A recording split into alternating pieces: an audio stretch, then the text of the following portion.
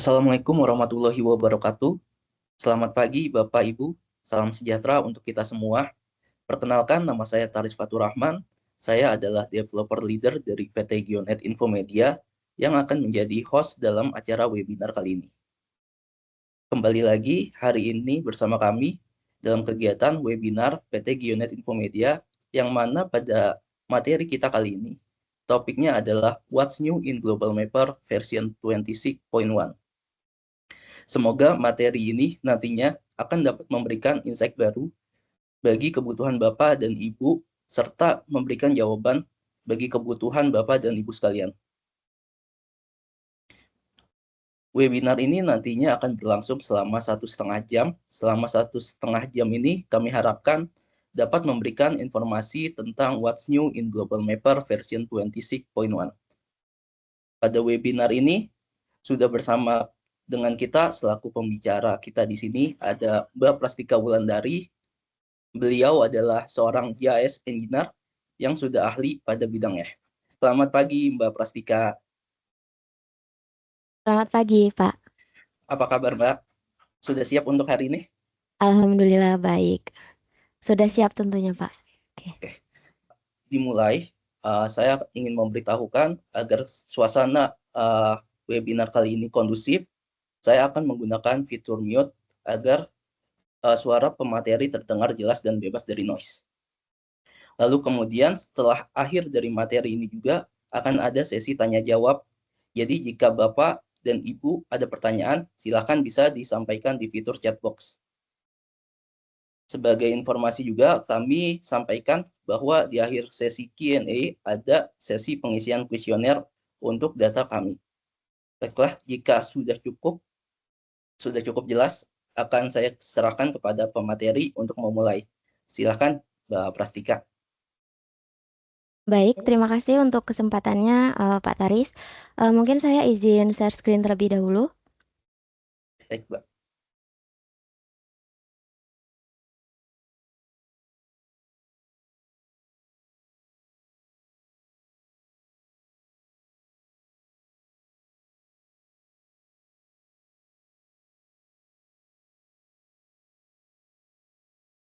Baik, apakah share screen-nya sudah terlihat, Pak? Mohon konfirmasinya. Sudah terlihat, Mbak. Baik, terima kasih. Selamat siang, Bapak Ibu sekalian. Selamat datang di webinar bersama kami, PT Gionet Infomedia. Perkenalkan, saya Prastika Wulandari ingin mengucapkan terima kasih banyak kepada Bapak Ibu sekalian yang telah meluangkan waktunya untuk dapat hadir pada webinar kami siang hari ini. Pada webinar siang hari ini, kami ingin memperkenalkan fitur-fitur terupdate dari Global Mapper versi terbaru yang telah dirilis oleh Blue Marble, yaitu di versi 26.1. Nah, nantinya setelah webinar kali ini tentunya diharapkan Bapak Ibu sekalian mendapatkan insight baru serta juga software Global Mapper ini tentunya dapat memberikan banyak manfaat bagi Bapak Ibu. Baik, nantinya di sini kita akan membahas terkait dengan fitur-fitur terupdate dari Global Mapper Standar dan juga Global Mapper Pro untuk versi 26.1, di mana memang untuk yang Global Mapper Pro ini memiliki kapabilitas lebih tinggi dibandingkan dengan Global Mapper Standar. Karena sudah dilengkapi dengan tools untuk pengolahan data LiDAR, kemudian juga terdapat tools Pixel 2 Point untuk pengolahan data drone, lalu untuk analisis data spasial lain yang digunakan oleh profesional GIS. Nah, berikut Bapak Ibu terkait informasi dari tipe lisensi software Global Mapper ini, di mana terdapat 4 tipe lisensi. Untuk yang pertama yaitu ada single user node lock, di mana tipe lisensi ini nantinya dapat Bapak Ibu gunakan pada satu komputer. Sedangkan untuk tipe lisensi yang kedua yaitu ada single user floating. Untuk tipe lisensi ini sendiri nantinya dapat dipasang atau digunakan pada jarak jauh serta tentunya lebih fleksibel ketika Bapak Ibu sekalian bekerja di beberapa lokasi.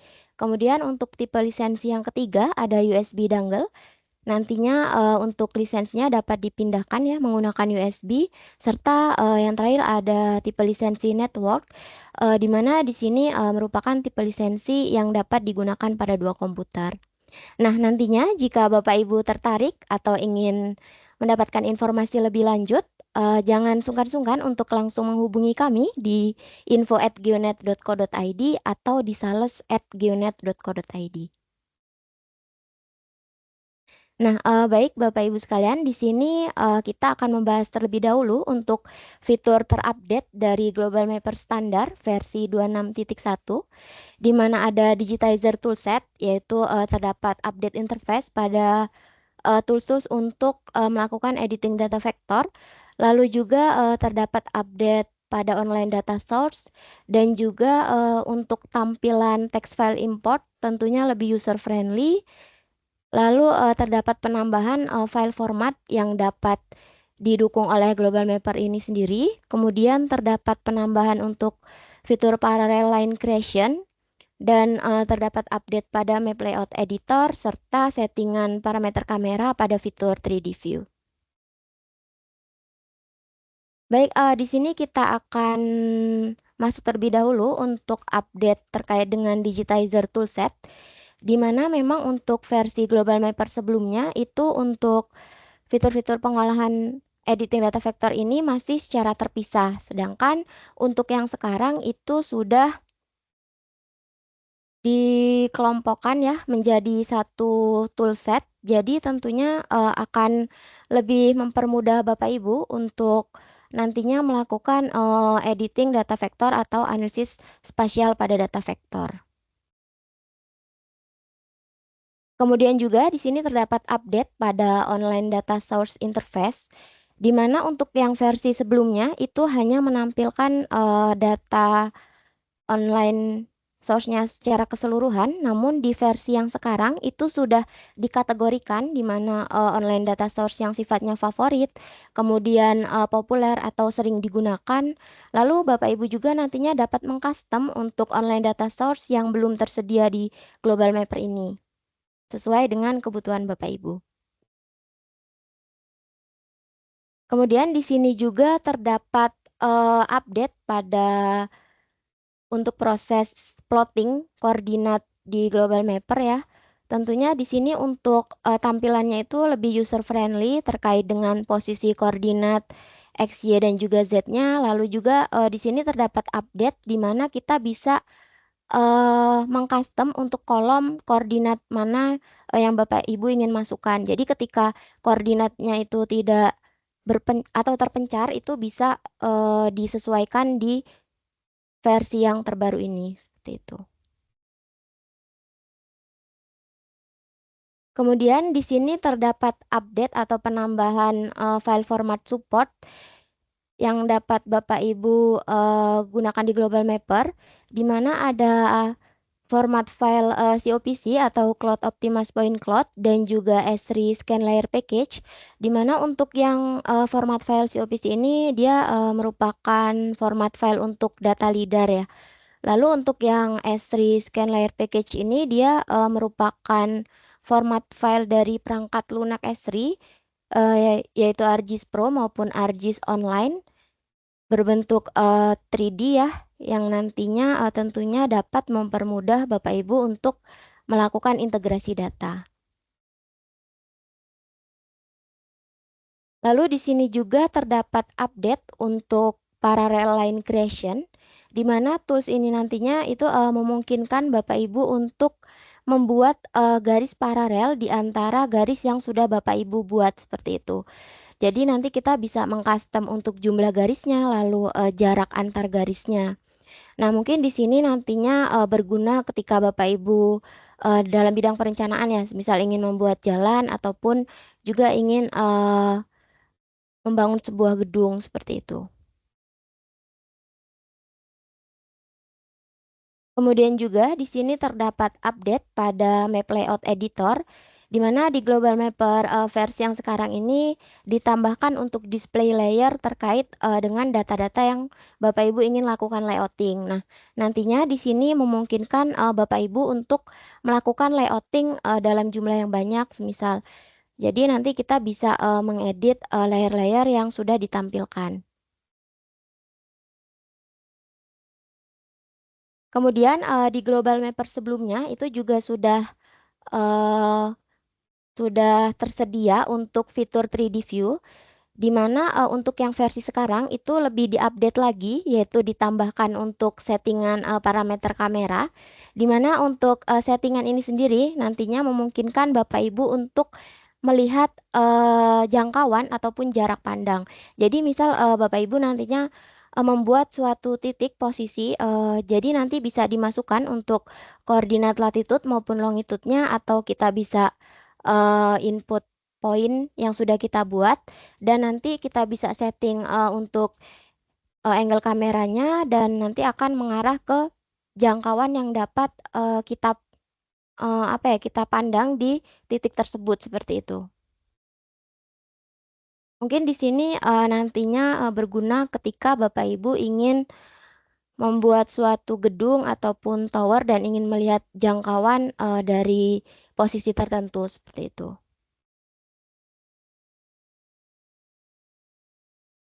Kemudian di sini kita masuk ke update dari Global Mapper Pro versi 26.1, di mana terdapat update pada scripting toolbar dan juga deep learning ya. Di sini kita bisa melakukan facial detection dan juga building detection. Lalu juga terdapat update pada tools LiDAR, di mana di sini sudah ditambahkan untuk automatic klasifikasi power line, lalu juga terdapat tampilan baru ya dari menu manual klasifikasi manual data LiDAR, lalu juga nantinya memungkinkan kita mendapatkan report dari hasil pengolahan point cloud, serta kita bisa melakukan split point cloud by attribute. Nah, baik Bapak Ibu, di sini untuk update terkait dengan tool scripting toolbar ini nantinya memungkinkan Bapak Ibu untuk membuat pekerjaan mungkin secara batch. Jadi nantinya ketika Bapak Ibu tampilkan untuk scriptnya, ketika ingin input data ataupun melakukan pengolahan serta outputnya itu bisa langsung terekam di script ini. Dan nantinya script ini bisa disimpan, diedit, dan juga di-run kapan saja sesuai dengan kebutuhan Bapak Ibu. Dan nantinya kita juga bisa menambahkan script tersebut ke tipe favorit ya. Untuk bahasa pemrograman yang digunakan di sini menggunakan Python ya.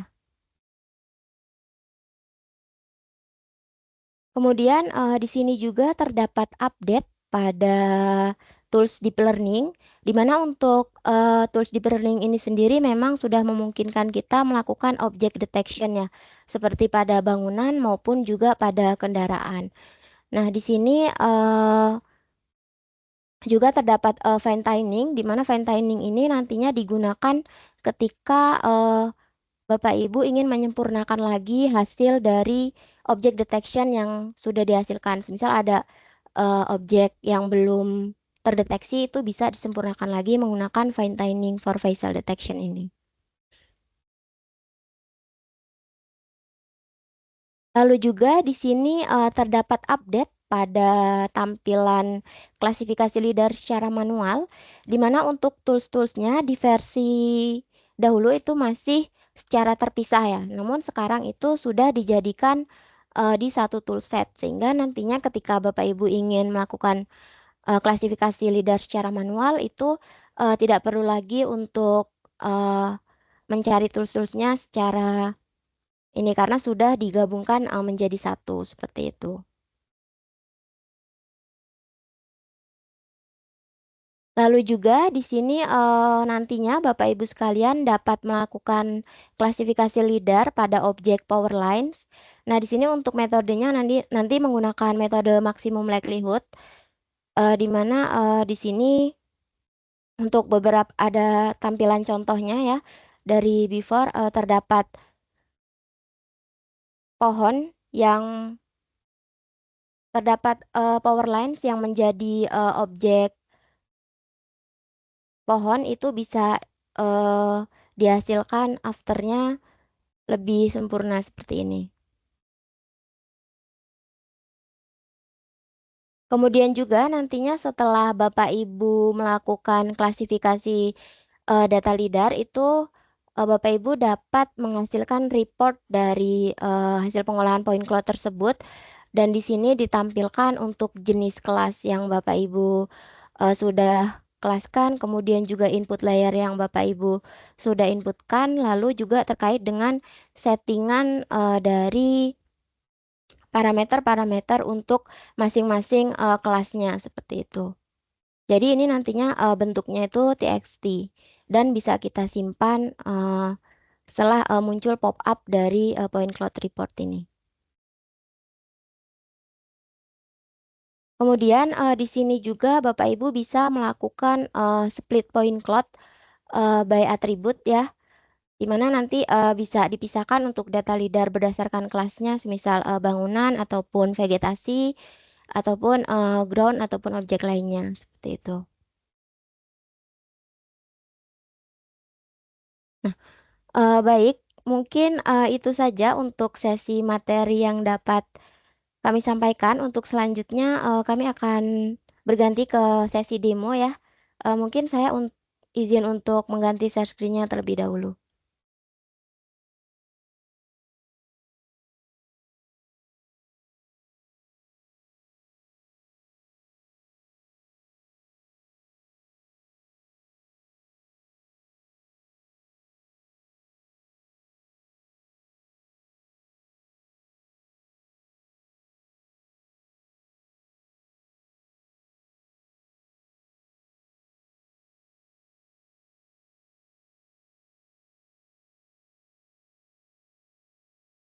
Baik Pak Taris, apakah share screen-nya sudah terlihat ya? Sudah, Mbak. Baik, terima kasih. Nah, berikut Bapak Ibu untuk tampilan awal ya untuk Global Mapper versi terbaru yaitu di 26.1, di mana di sini kita nantinya akan saya jelaskan sedikit untuk tools-tools yang sudah diupdate.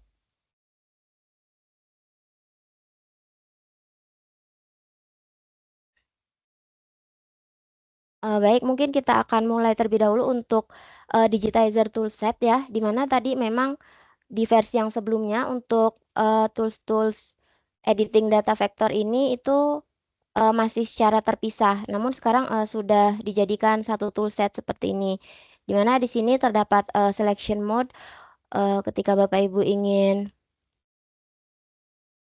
mengedit data vektornya.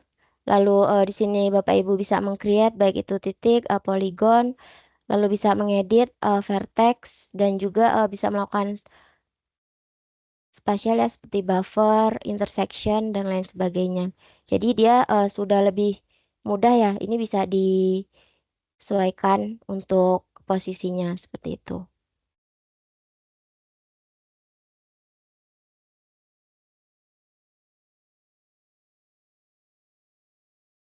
Kemudian juga di sini kita masuk ke update dari online data source yang dapat kita gunakan ya di sini, di mana untuk tampilannya sekarang sudah di-update ya, di mana di sini terdapat online data source yang sifatnya favorit, kemudian populer. Untuk di sini terdapat base map, lalu terrain, lalu di sini juga terdapat yang premium. Lalu Bapak Ibu nantinya dapat mengcustom dari online data source yang belum ada ya di sini dengan memasukkannya add new source. Nah, nanti tinggal memasukkan linknya di sini atau bisa menggunakan ECW, format ECW. Dan juga nantinya Bapak Ibu bisa mengedit ini sebagai contoh saja, mengedit untuk preview ya dari setiap online data source yang digunakan. Dan juga di sini untuk all source-nya itu masih sama untuk tampilannya.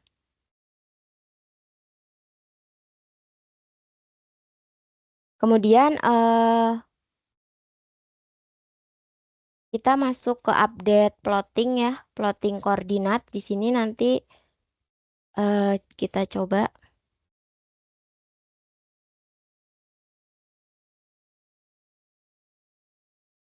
Nah, untuk di sini tampilannya itu lebih user friendly ya, di mana di sini kita bisa membuat ya create new ataupun kita juga bisa menyimpan hasil plottingan sebelumnya. Jadi bisa membukanya kembali karena sudah tersimpan di software ini. Lalu untuk import type-nya ini masih sama ya. Dan di sini terdapat update di mana kita bisa mengcustom untuk kolom dari koordinat X, Y, ataupun Z-nya seperti itu. Nah, ini bisa. Kalau untuk tampilan yang lain itu masih sama ya. Nah, nantinya ketika Bapak Ibu sudah melakukan plotting koordinat di sini, itu sudah tersimpan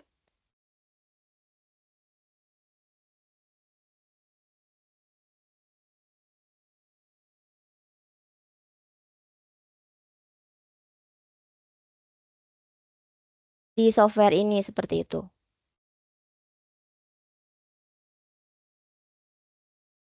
Kemudian juga di sini kita masuk ke paralel line ya.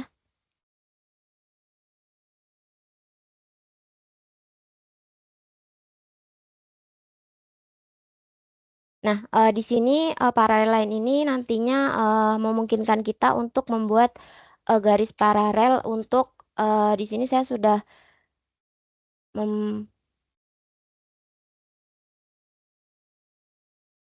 mempunyai data jalan ya. Bisa kita select all dan kita klik kanan saja. Lalu kita advance feature creation dan create parallel lines. Nah, di sini terdapat settingan di mana terdapat kita bisa mengatur untuk jumlah garis paralel yang ingin kita buat. Di sini kita coba 2. Lalu juga di sini terdapat parallel line spacing. Di sini memungkinkan kita untuk menentukan jarak antar garis tersebut. Bisa diatur sesuai dengan kebutuhan Bapak Ibu. Nah, untuk create parallel lines on ini untuk both sides ini kita akan menambahkan garis paralel pada kedua sisi ya, baik itu sisi kanan maupun sisi kiri. Kemudian ini untuk sisi kanan ataupun sisi kirinya. Lalu kita bisa checklist untuk membuat garis paralel yang tidak overlap. Nah, kita oke saja. Nah, di sini kita bisa beri nama ya.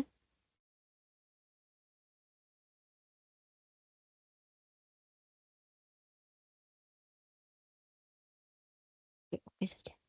Nah, untuk hasilnya nanti akan seperti ini. Jadi untuk parallel lines-nya itu sudah ditambahkan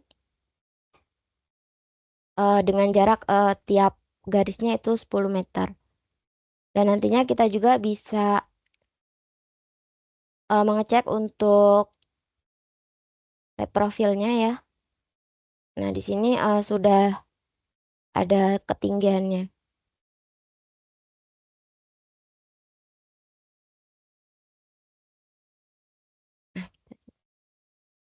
Nah, di sini untuk masing-masing garis paralelnya itu sudah bisa kita lihat.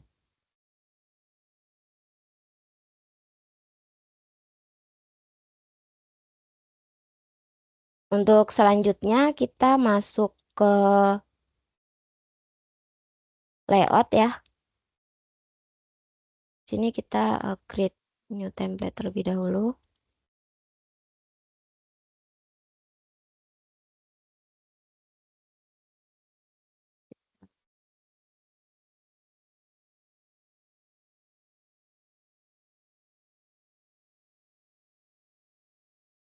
Oke.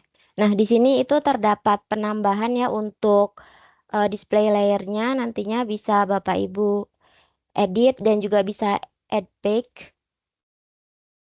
Jika Bapak Ibu ingin membuat layout dalam jumlah yang banyak mungkin.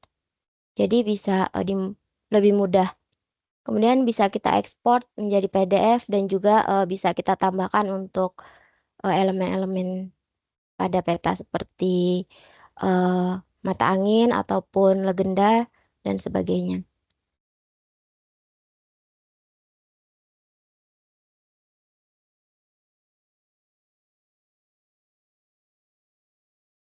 Lalu kita akan masuk ke demo session untuk update tools pada Global Mapper Pro ya untuk 26.1, di mana di sini untuk update-nya tadi sudah ditambahkan untuk scripting toolbar.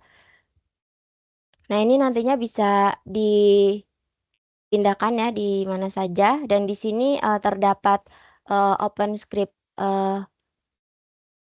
builder-nya yang akan merekam proses pengolahan mulai dari input, kemudian pengolahannya serta output-nya. Di sini untuk mengedit atau membuka script yang sudah kita simpan.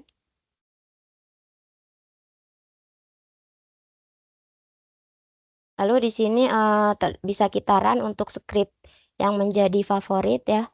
Bisa kita add scriptnya, script yang sudah dibuat. Nah, mungkin kita akan coba untuk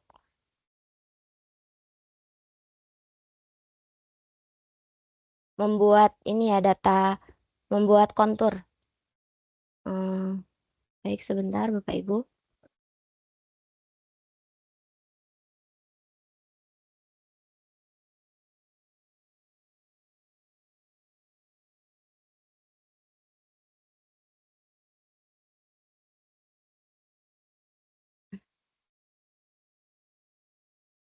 Nah, di sini nanti sudah mencatat untuk import yang kita masukkan. Kemudian kita default saja ya sebagai contoh. Nah, untuk prosesnya sudah masuk juga di script builder-nya. Lalu kita bisa save untuk hasil kontur yang sudah kita buat.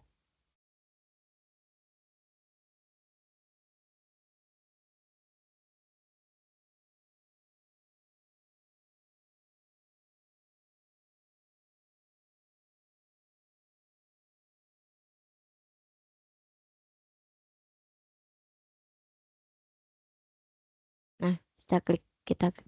Nah, di sini sudah terekam ya mulai dari input, kemudian proses pembuatan konturnya serta hasil dari ekspornya. Kemudian bisa kita stop saja, lalu bisa kita simpan. Nah, di sini saya sudah membuatnya ya.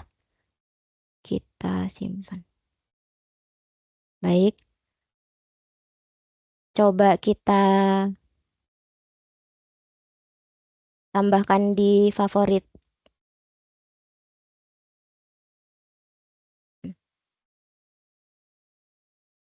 Nah, nantinya bisa langsung kita run scriptnya.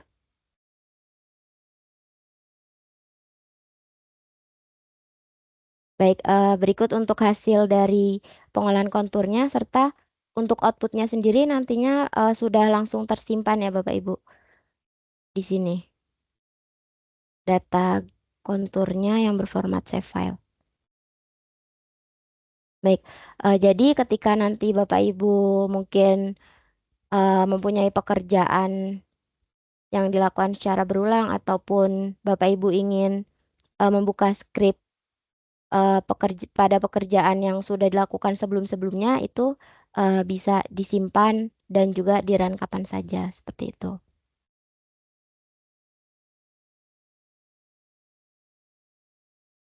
Kemudian juga di sini kita akan masuk ke demo session untuk deep learning ya, object detection.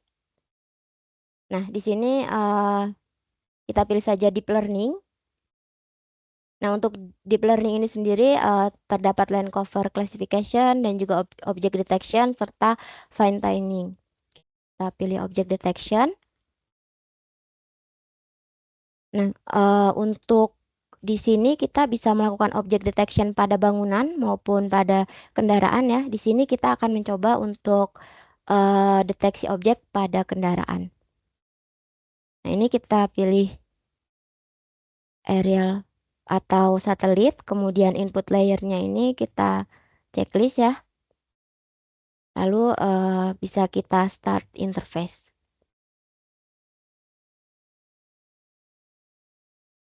Nah, baik. Nah, berikut sudah dihasilkan ya Bapak Ibu untuk hasil object detection pada kendaraan. Dan nantinya ketika mungkin ada fitur yang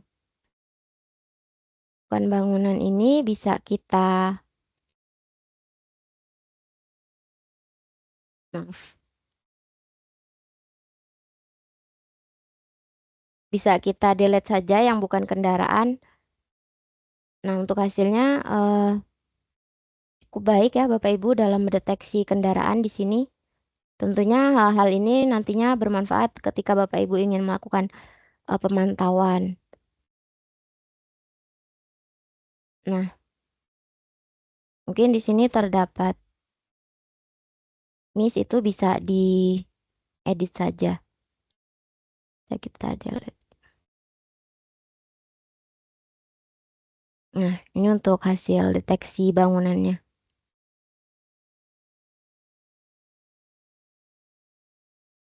Nah, kira-kira seperti itu untuk deteksi objek pada Global Mapper. Kemudian kita akan masuk ke LIDAR ya. Dimana di sini terdapat update, kita bisa melakukan klasifikasi pada power line. Namun kita akan melihat terlebih dahulu untuk tampilan terbaru dari klasifikasi LIDAR secara manual. Nah, baik, di sini untuk tools-toolsnya itu sudah dijadikan satu. Jadi tidak perlu lagi mencari tools-toolsnya, kita bisa lebih mudah lah ya dalam mengakses tools-tools ini, seperti itu.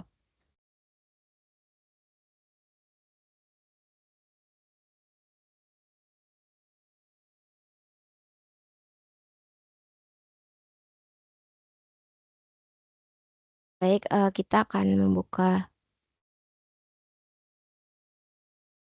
Nah, di sini kita akan mencoba untuk melakukan klasifikasi data LIDAR untuk power lines ya. Kita input terlebih dahulu untuk datanya. Nah, di sini nantinya Bapak Ibu bisa membuat elevasinya juga, tampilan sesuai elevasi. Dan untuk objek-objek yang ingin ditampilkan itu bisa di filter seperti itu. Klik OK.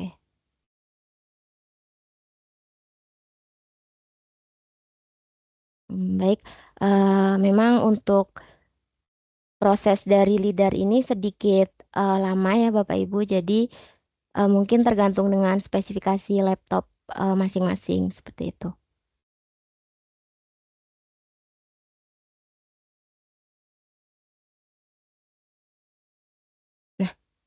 Nah, di sini kita ubah tampilannya menjadi klasifikasi. Lalu di sini sudah dikelompokkan ya Bapak Ibu untuk tools-tools baik itu klasifikasi LIDAR secara manual maupun otomatis.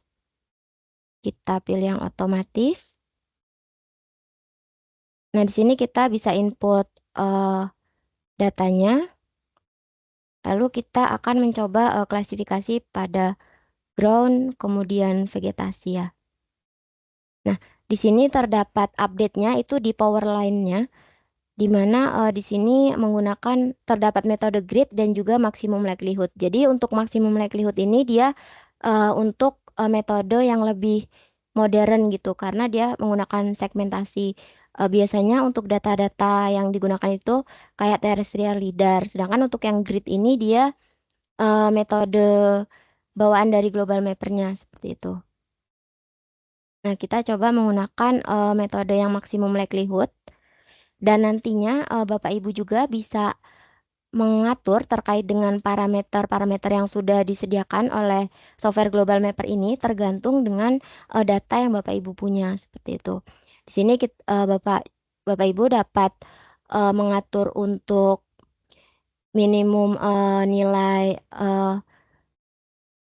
ketinggian power line dari di atas tanah, lalu juga bisa mengatur untuk lengthnya atau panjangnya seperti itu. Nah, di sini ketika Bapak Ibu nantinya ingin mendownload untuk report hasil point cloud-nya, bisa langsung di checklist saja. Nah, nantinya akan langsung kita pilih untuk tempat penyimpanannya, tempat folder penyimpanannya. Dan nanti setelah pemrosesan itu langsung muncul pop-up dari hasil report untuk point cloud-nya. Di sini saya tampilkan terlebih dahulu ya untuk report hasil pengolahan point cloud-nya, di mana di sini terdapat kelas yang Bapak Ibu sudah kelaskan tadi, kemudian juga input layer-nya, lalu terkait dengan parameter-parameter dari masing-masing objeknya. Nah, mungkin memang untuk pemrosesan ini sendiri itu membutuhkan waktu yang lama, jadi saya akan menampilkan langsung untuk hasilnya.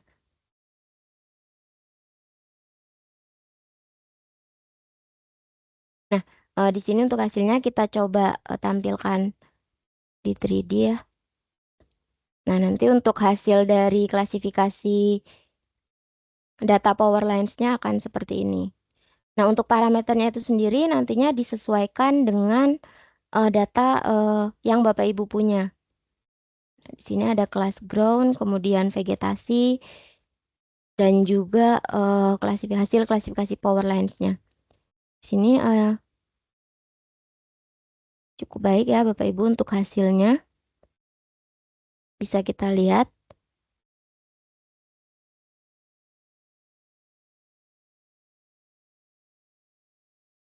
Nah, nantinya Bapak Ibu juga bisa melakukan settingan untuk parameter kamera seperti yang sudah saya bilang tadi untuk update dari fitur 3D view ini. Nantinya Bapak Ibu tinggal memasukkan data koordinat latitude longitude-nya ataupun ingin memilihnya dari maps ini atau juga ketika Bapak Ibu sudah membuat poinnya seperti itu. Nah, ini saya belum membuatnya dan nantinya Bapak Ibu bisa mengatur untuk heading dan juga pitch-nya terkait dengan posisi horizontalnya dan juga vertikalnya. Dan untuk jangkauan dari hasil yang ingin Bapak Ibu dapatkan gitu. Jadi jarak pandangnya berapa? Semisal di sini 70 dan bisa kita copy info lalu kita oke.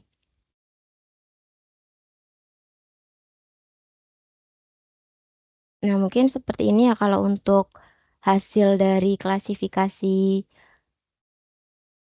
power lines di Global Mapper untuk yang metode maksimum likelihood. Kalau berdasarkan penggunaan sampai saat ini memang metode yang maksimum likelihood ini untuk hasilnya itu lebih baik Bapak Ibu dibandingkan dengan metode yang grid tadi. Karena memang dia sudah sudah lebih modern untuk metode dari klasifikasinya. Gitu.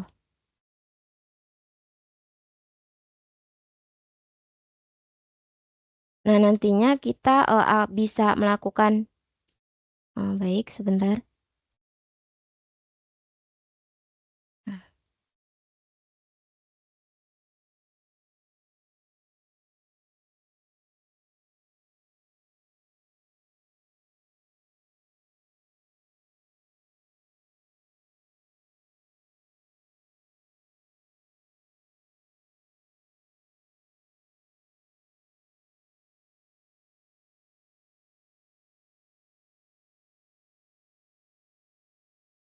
Kita coba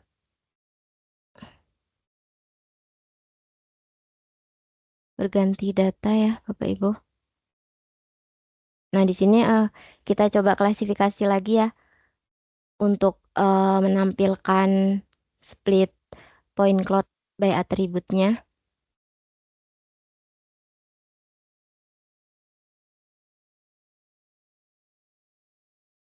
Mungkin kita coba klasifikasi untuk ground, building, dan vegetasi.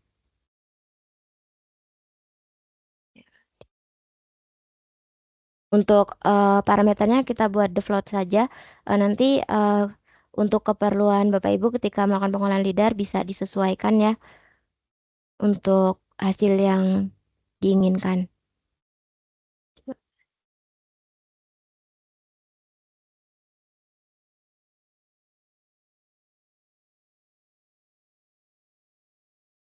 Baik, mungkin ini sebagai gambaran aja ya Bapak Ibu, ketika nanti memproses data lidar, mungkin estimasi waktunya itu ya lumayan harus menunggu gitu.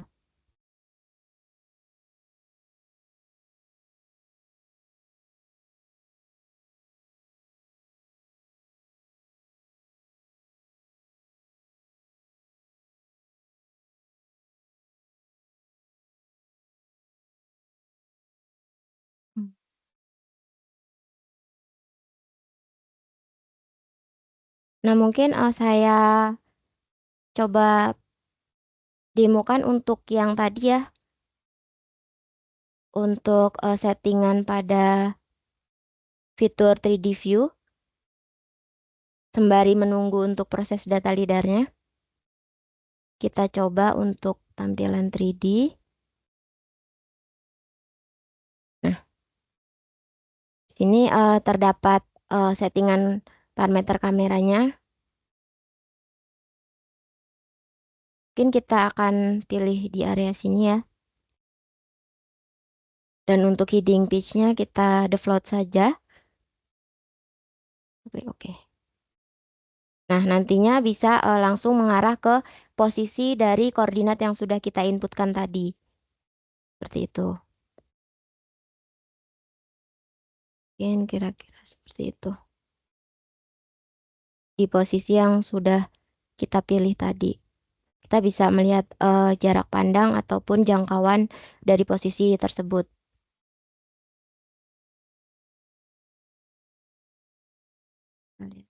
Untuk prosesnya.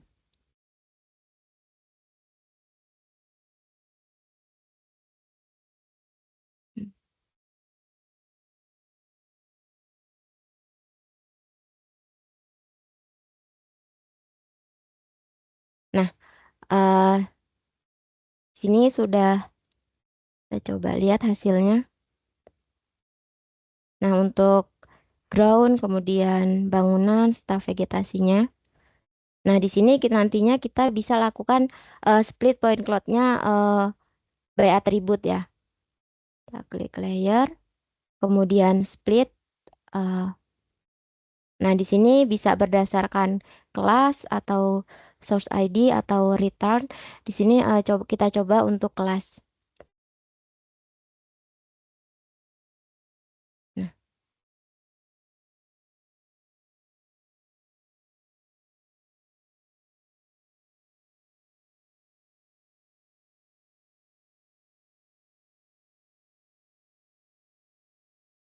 Nah, di sini nanti dihasilkan untuk hasil split layer dari masing-masing kelasnya.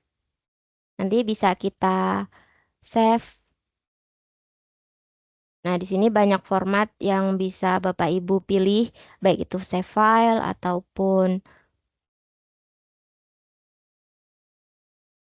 leaderless kembali atau juga GeoTIFF. Disesuaikan saja dengan kebutuhan Bapak Ibu. Untuk hasilnya mungkin nanti akan seperti ini. Ini untuk objek ground-nya. Dan ini bangunannya, vegetasi. Hasilnya akan seperti ini. Baik.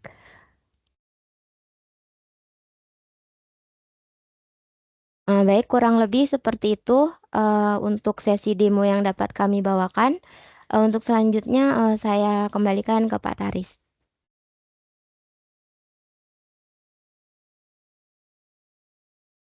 Baik, terima kasih Mbak Prastika. Menarik sekali ya materi ya. Baik, mari kita buka untuk sesi tanya jawab. Silakan untuk rekan-rekan sekalian, Bapak Ibu, pertanyaannya diketikkan di chat box ya. Di sini sudah ada pertanyaan sudah dari Pak Oki Satria. Izin bertanya, apakah dongle Global Mapper versi 24.1 bisa digunakan untuk Global Mapper versi 26.1? Ya, silakan Mbak Rasika.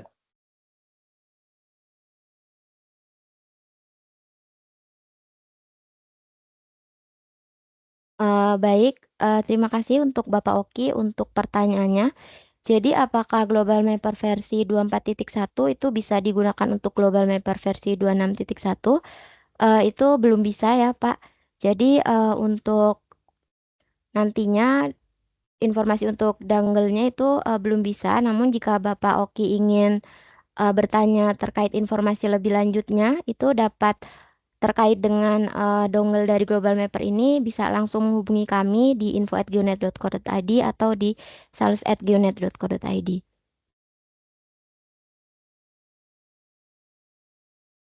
Oke, terima kasih banyak Mbak Prastika. Jadi belum bisa ya Mbak ya?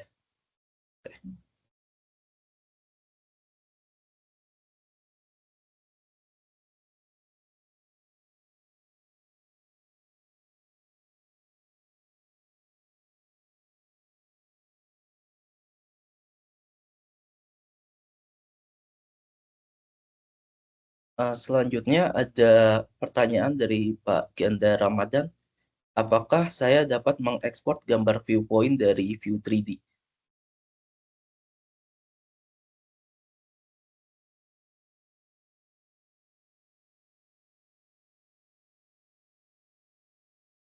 Apakah saya dapat mengekspor gambar viewpoint dari View 3D? Baik, terima kasih untuk Bapak Ganda. Untuk pertanyaannya, apakah saya dapat mengekspor gambar viewpoint dari View 3D? Itu bisa, Pak. Jadi, mungkin saya izin share screen ya. Nah, untuk, viewpoint-nya itu nanti, bisa Bapak Ibu bisa Bapak Ganda ekspor, di mana di sini terdapat, save image. Nah, di sini, Bapak Ganda bisa menyesuaikan untuk file format yang diinginkan, baik itu PNG ataupun TIFF ataupun, BMP, dan juga bisa mengatur untuk image size-nya, begitu, Pak. Dan juga, di 3D View ini juga bisa membuat, animasi fly drag ya, di mana nanti untuk videonya juga bisa disimpan. Mungkin, seperti itu.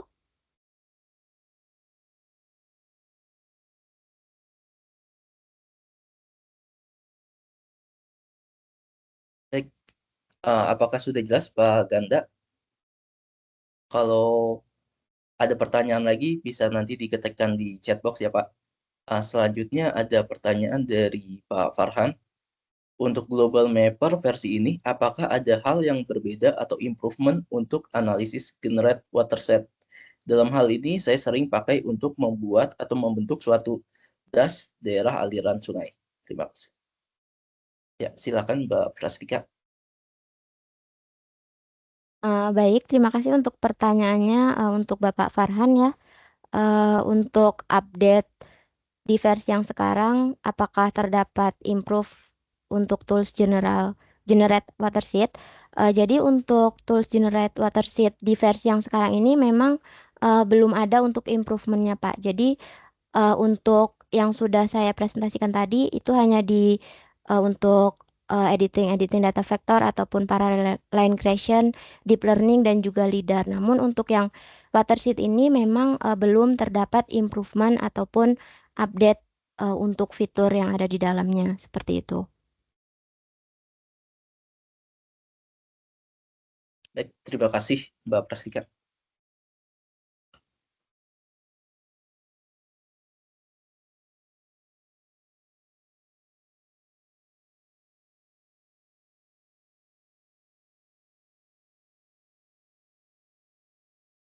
Oke, Mungkin sambil menunggu pertanyaan lain dari Bapak Ibu sekalian, saya juga ada pertanyaan nih Mbak Prastika. Jadi kalau untuk di update Global Mapper versi 26.1 ini, ada nggak sih fitur fitur yang ngebantu banget Mbak Prastika untuk kerja hariannya itu, yang dari update fitur versi 26.1 ini, yang ngebantu banget pekerjaan dari Mbak Prastika gitu. Baik, terima kasih ya Pak Taris untuk pertanyaannya. Mungkin kalau fitur-fitur yang sudah diupdate di versi sekarang ini untuk yang menurut saya berguna ya buat pekerjaan itu, semisal untuk para line creation itu mungkin sangat berguna ya ketika kita ingin menghasilkan suatu kita ingin membangun suatu jalan ataupun perencanaan itu, kita bisa menggunakan tools tersebut. Lalu untuk LiDAR sih, karena sekarang ini kan, objek, apa ya, power line itu tuh sangat, apa ya, kayak dibutuhkan di dunia konstruksi. Semisal itu, untuk tools itu mungkin membantu karena, telah di-update ya untuk metodenya, yaitu metode yang lebih baik. Karena untuk metode yang sebelumnya itu hasilnya masih kalau saya, pernah coba itu masih lebih baiklah dari yang metode sekarang. Jadi metode yang sekarang itu lebih baik dari metode yang sebelumnya, seperti itu. Dan juga untuk, deep learning sih ya, untuk, terkait dengan deteksi objek kendaraan itu menurut saya, sangat berguna gitu. Mungkin itu. Oh, oke. Untuk deteksi sendiri, itu outputnya bisa apa ya Mbak ya? Siapa tahu bisa di apa integrasikan dengan aplikasi lain gitu. Iya, baik Pak, kalau untuk yang hasil output dari object detection itu sendiri, nantinya tentunya bisa diintegrasikan, di software lain ya, karena di situ Global Mapper itu sangat, banyak ya menyediakan untuk file format support-nya, baik itu save file maupun, ACAD ya, ataupun juga, KML ataupun, di sini banyak ya. Mungkin, saya bisa ini, saya screen mungkin dari nanti audiens juga jadi bisa tahu.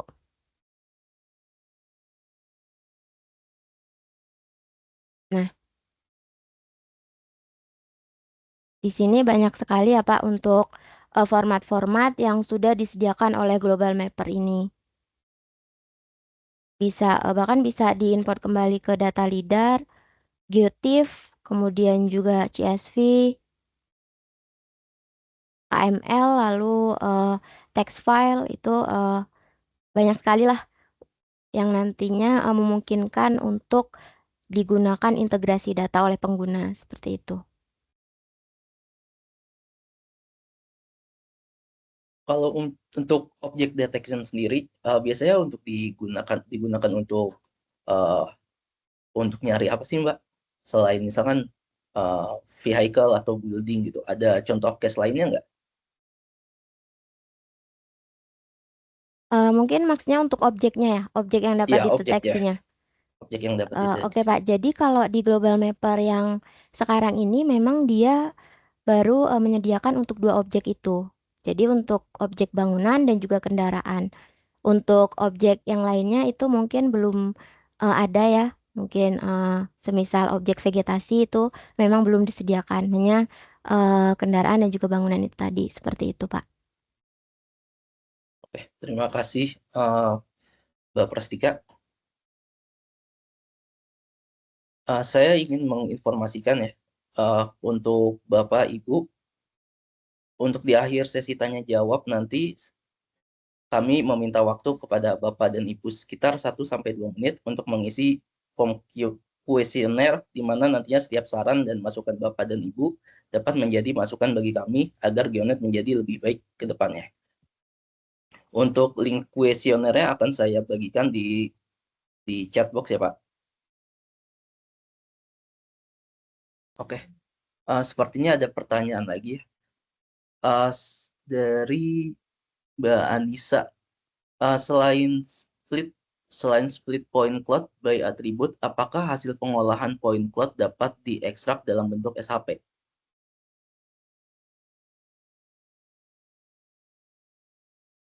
Baik, terima kasih untuk pertanyaannya ya Ibu Anissa.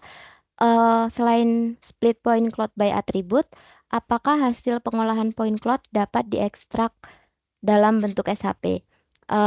Bisa, Bu. Jadi, ketika kita melakukan klasifikasi leader di Global Mapper ini, nantinya terdapat menu sendiri, yaitu extraction. Di sini dapat digunakan untuk melakukan ekstraksi pada hasil pengolahan point cloud-nya. Mungkin sebentar, saya tunjukkan ya untuk.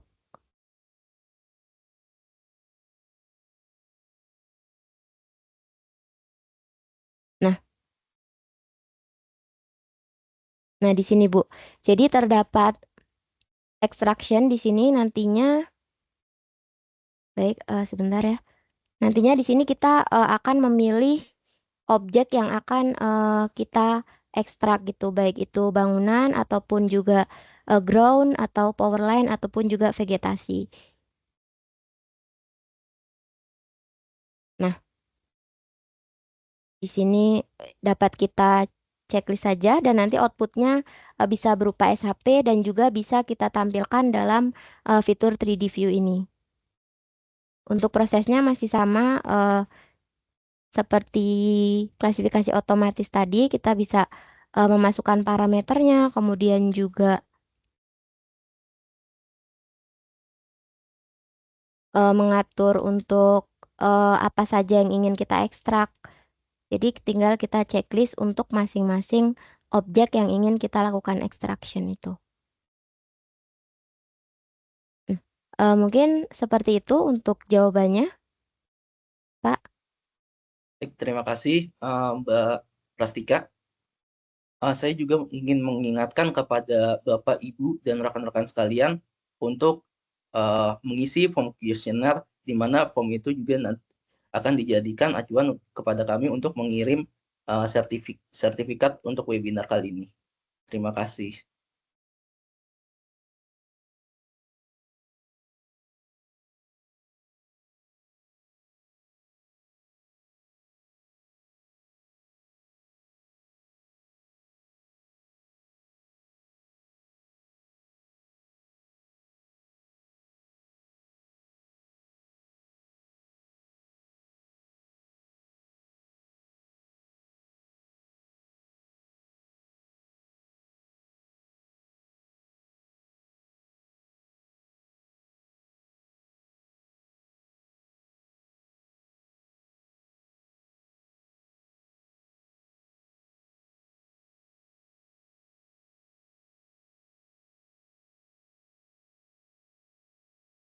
Untuk pengisian kuesioner, kami tunggu ya, Pak.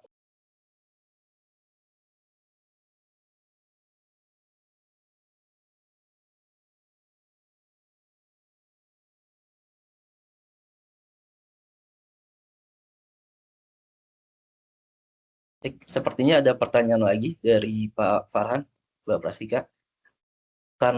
Pertanyaannya, karena saya bergerak di bidang konsultan perencanaan jalan tol, dengan adanya fitur paralel line ini, apakah bisa mempermudah dalam memilih alternatif trace jalan dengan paralel line tersebut bisa menampilkan profil atau potongan memanjang sekaligus potongan melintang per jarak yang diinginkan.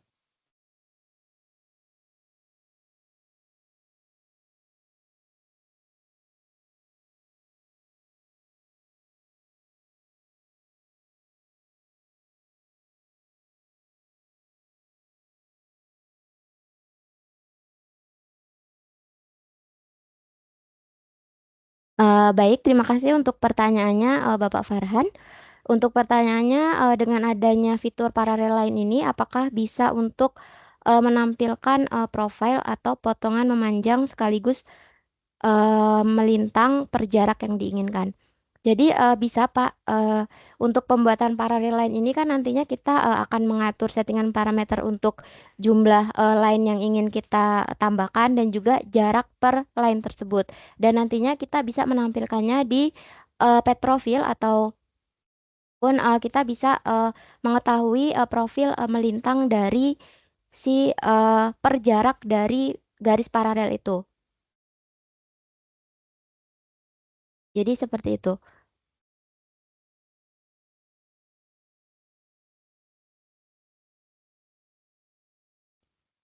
Nah, mungkin seperti ini ya untuk case.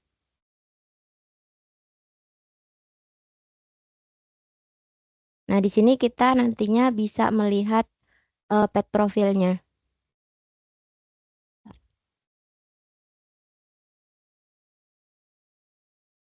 Mungkin seperti itu ya, kurang lebih.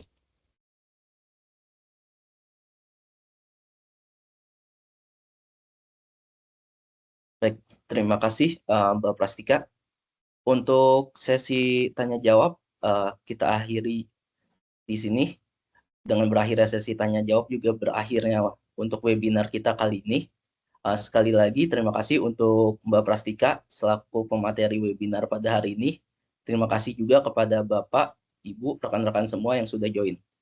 Saya ingatkan kembali untuk rekaman webinar ini akan tersedia di YouTube Geonet Media yang linknya akan nanti dikirimkan ke email Bapak, Ibu, dan rekan-rekan sekalian yang terdaftar bersamaan dengan sertifikat webinar ini. Jika ada pertanyaan tambahan, dapat langsung menghubungi sales officer kami di email sales@geonet.co.id atau kunjungi website kami di www.geonet.co.id. Akhirnya kami pamit undur diri. Terima kasih atas perhatiannya. Selamat siang dan sampai jumpa di webinar-webinar Geonet berikutnya. Terima kasih. Wassalamualaikum warahmatullahi wabarakatuh.